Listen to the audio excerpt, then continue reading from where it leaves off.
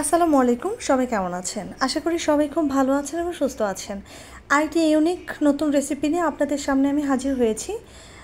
অনেক ধরনের কেকই খেয়েছেন এই পর্যন্ত, তবে আজকে আপনাদেরকে তৈরি করে দেখাবো আমি সাবুদানার কেক। তো সাবুদানার কেক বানানোর জন্য প্রথমে আমি চিনির শিরাটা তৈরি করে নিচ্ছি। আর এখানে আমি মেজারমেন্ট কাপে 2 কাপ চিনি ইউজ করছি। চিনিটা দেওয়ার পরে আপনার দেখবেন যে একা একাই আপনার ক্যারামেলটা তৈরি হয়ে যাচ্ছে। তবে চুলার আঁচটা মিডিয়ামের থেকে একটু কমিয়ে রাখতে হবে, আর খেয়াল রাখতে হবে চিনিটা যেন আপনার নিচ দিয়ে পুড়ে না যায়।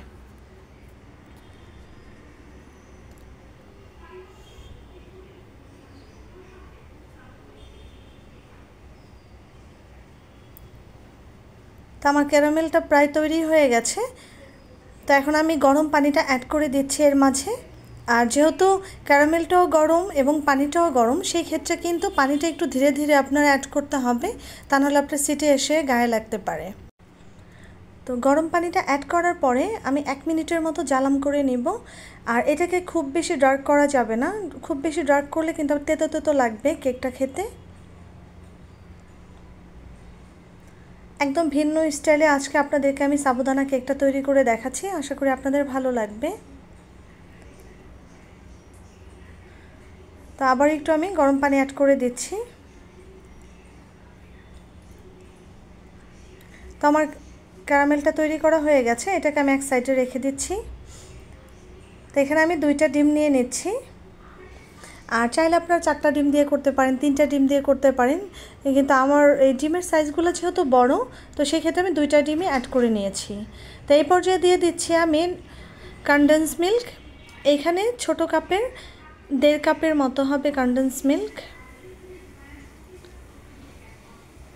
তো কনডেন্স মিল্কটা দিয়ে আমি ভালো করে একটা হুইস্কের মাধ্যমে আপনার নেড়েচেড়ে একটু ফমি ফমি ভাব করে নেব। আর এটা কিন্তু আপনার বিট করার প্রয়োজন নেই, আমি হুইস্কিটা দিয়েই আপনার খুব ভালো করে নেড়েচেড়ে আপনার ফোম করে নেব। আর ফোমটা কিন্তু খুব বেশি করারও প্রয়োজন নেই, দেখতেই পাচ্ছেন যে কিভাবে আমি ভালো করে নেড়েচেড়ে ফোমটা তৈরি করে নিচ্ছি।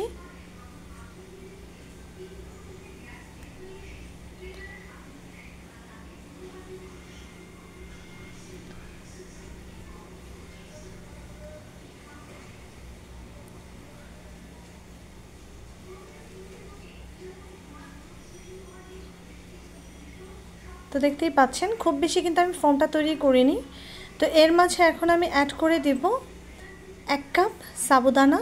আর সাবুদানা কিন্তু অবশ্যই আপনার একটু ভেজে নিতে হবে, হালকা করে ভেজে নিয়ে আপনার ব্লেন্ড করে নিলেই হয়ে যাবে সাবুদানার পাউডারটা। তো এখানে আমি 1.5 কাপের মতো ময়দা অ্যাড করে নিয়েছি। এখন আমি ভালো করে একটু চেলে নিচ্ছি।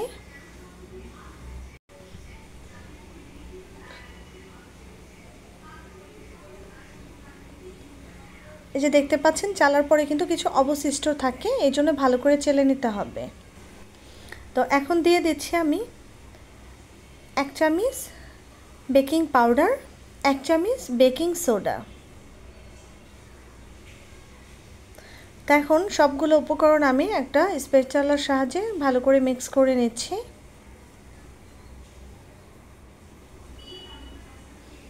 তো মিক্স করার পরে কনসিস্টেন্সিটা ঠিক এই ধরনের হয়েছে, দেখতেই পাচ্ছেন কেমন আঠালো আঠালো হয়েছে।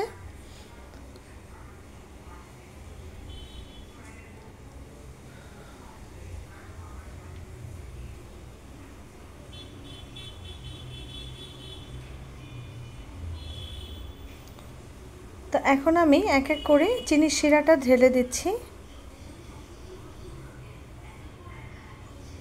এখন হুইস্কের সাহায্যে খুব ভালো করে ব্যাটারটা আমি তৈরি করে নেব।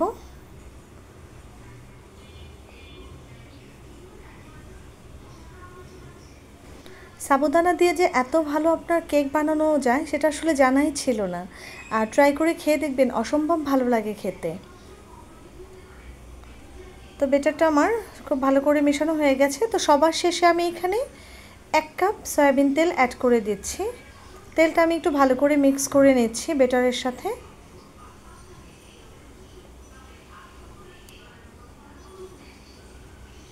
তো ব্যাটারের সাথে তেলটা আমার খুব ভালো করে মেশানো হয়ে গেছে।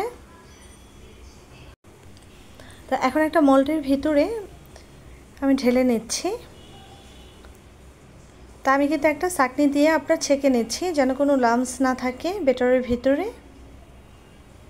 আর প্রত্যেকটা টিপস যদি অনুসরণ করে আপনারা এই সাবুদানার কেকটা তৈরি করেন তাহলে দেখবেন যে খুবই পারফেক্টভাবে আপনার তৈরি হয়েছে। আমি আবারও বলছি, কেক তো অনেক খেয়েছেন, কিন্তু এই সাবুদানার কেকটা তৈরি করে খেয়ে দেখবেন, একদম ইউনিক একটা রেসিপি, খেতেও খুব ভালো লাগবে। তা আমি তো প্রথমবার খেয়ে অবাক হয়ে গিয়েছি যে সাবুদানার কেক এত ভালো হয়, সেটা তো জানা ছিল না। তো ভাবলাম যেহেতু আমার ভালো লেগেছে তো আপনাদের সাথে একটু শেয়ার করি।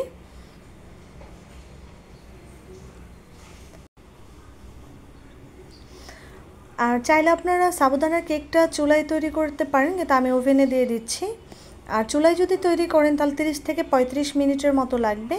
আর আমি ওভেনে আজকে তৈরি করব 25 মিনিটের জন্য, আপনার 150 ডিগ্রি ফায়ার হিটে দিয়ে দিব। তো বেক করতে দিয়ে দিলাম 25 মিনিটের জন্য। এখন একটা কাঠি দিয়ে দেখছি যে কেকটা আমার পারফেক্টভাবে তৈরি হয়েছে কিনা। পারফেক্ট তৈরি হয়ে গেছে। তো কেকটা আমি নামিয়ে নিয়েছি। তো ঠান্ডা করার পরে আমি একটু সার্ভ করে দেখাচ্ছি আপনাদেরকে। আর কেকটা কিন্তু এখন খুব বেশি ঠান্ডা হয়নি, একটু গরম আছে। তারপরে আমি দেখিয়ে দিচ্ছি আপনাদেরকে। তো দেখতেই পাচ্ছেন সাবুদানার কেকটা কত পারফেক্টভাবে তৈরি হয়ে গেছে।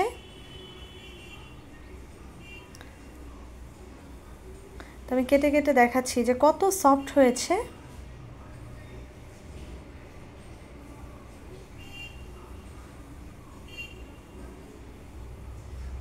তা আমার এই ধরনের নতুন নতুন ইউনিক রেসিপিগুলো যদি আপনাদের ভালো লাগে তাহলে অবশ্যই আমার চ্যানেলটা সাবস্ক্রাইব করে বেল আইকনটিতে অলে টিপ দিয়ে রাখবেন, তাহলে আমার ভিডিওর নোটিফিকেশনগুলো দ্রুত আপনাদের কাছে চলে যাবে। তো দেখতেই পাচ্ছেন কেকটা কত সফট হয়েছে আর কত পারফেক্টভাবে আপনার তৈরি হয়েছে। আর অবশ্যই লাইক কমেন্ট শেয়ার করতে ভুলবেন না, আপনাদের একটা লাইক কিন্তু আমাদেরকে অনেক বেশি অনুপ্রাণিত করে। আশা করি আজকে আমার এই ইউনিক রেসিপিটা আপনাদের ভালো লাগবে এবং কাজে আসবে। আর এই কেকটা অবশ্যই চটজলদি মেহমানদেরকে পরিবেশন করে দিতে পারবেন। দেখতেই পাচ্ছেন কতটা সফট হয়েছে কেক। সবাই খুব বেশি ভালো থাকবেন, সুস্থ থাকবেন, আর আমার চ্যানেলটাকে বেশি বেশি করে সাবস্ক্রাইব করবেন, সাপোর্ট করবেন, আর অবশ্যই লাইক কমেন্ট শেয়ার করতে ভুলবেন না। সবাই খুব ভালো থাকবেন। আসসালামু আলাইকুম।